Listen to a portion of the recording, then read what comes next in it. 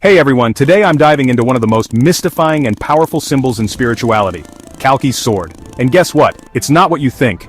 You've probably heard tales of Lord Kalki, the prophesied 10th avatar of Vishnu, arriving on a white horse with a blazing sword to end the age of darkness. But here's the twist, Kalki is already here. Not in some distant realm or cosmic battlefield, but right within your heart. Imagine Lord Krishna grinning and saying, he's always been here, not galloping in from another dimension but residing in you. It's like the greatest Netflix plot twist ever. And what did most of us do? We scrolled past this profound truth like it was another WhatsApp forward. Shiva would laugh and say, you're waiting for special effects when the real magic is within. Saraswati, the goddess of wisdom, reminds us that true awakening doesn't need explosions and CGI, it requires introspection and courage. Lakshmi, standing amidst a marketplace of greed and corruption, sighs, why ask, when will Kalki come? When the real question is, when will you awaken?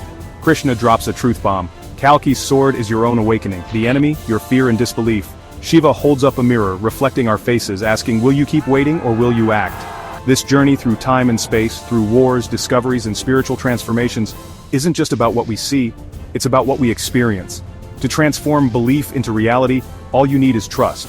Picture a seeker in Orissa, looking at the grand temple of Lord Jagannath, realizing the divine isn't coming, it's already here within me. The divine sword isn't just a blade, it's a light cutting through ignorance and arrogance. So, let's hope and pray for the best.